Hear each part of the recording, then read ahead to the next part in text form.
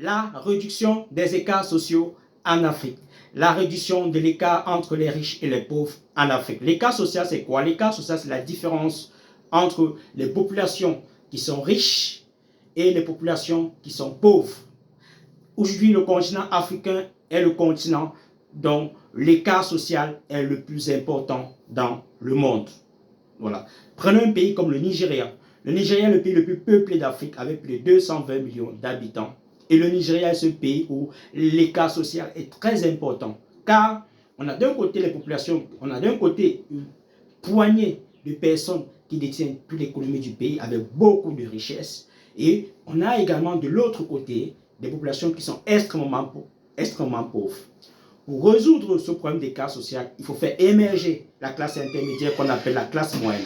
Et cette classe moyenne, c'est cette classe qui est une classe de consommation. C'est elle qui fait tourner l'économie parce que c'est elle qui consomme en réalité. Donc, comment est-ce que nous devons procéder pour réduire l'écart social en Afrique? Comment nous devons procéder pour réduire l'écart social dans ton pays? Quelques chiffres. Les États-Unis, suivant le classement de Statista, un site internet, suivant son classement 2023, les pays occidentaux, on le sait, sont des pays qui avaient des populations à très fort pouvoir d'achat, c'est-à-dire des populations qui sont riches.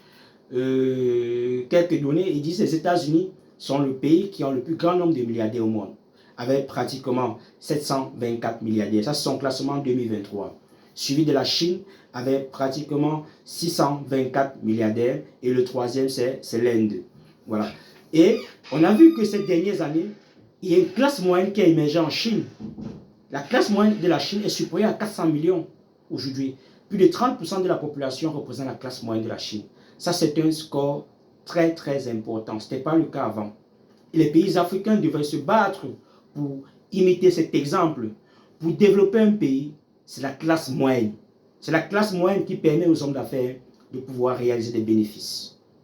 Et pour que la classe moyenne puisse émerger, il y a deux choses. La première, il faut créer beaucoup d'entreprises. Ça veut dire que nous, en Afrique, on ne crée pas suffisamment d'entreprises. Nous ne créons pas suffisamment d'entreprises. Nous faisons beaucoup les entreprises dans les prestations de services, dans le Bayam Selam, c'est-à-dire les entreprises qui n'emploient pas beaucoup de monde. Conséquence, la plus grande partie de la population sont au chômage, donc ne peut pas contribuer à l'économie en consommant. La deuxième chose qu'il faut faire, on n'a pas de gouvernements riches parce que la plupart de nos gouvernements sont incompétents. Ils n'ont pas la compétence pour faire de leur économie des économies de marché. Des économies de marché, ce sont des économies, on va dire, modernes qui permettent, n'est-ce pas, à l'être humain d'avoir le minimum. Un être humain, par exemple, quand il est malade, doit d'abord se soigner, qu'il ait l'argent ou pas.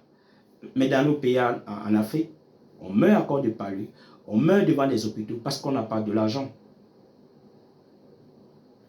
Dans une économie de marché, l'État te donne la possibilité de pouvoir bénéficier d'un certain nombre d'avantages sociaux pendant que tu es en train de chercher un emploi avec une qualification bien précise.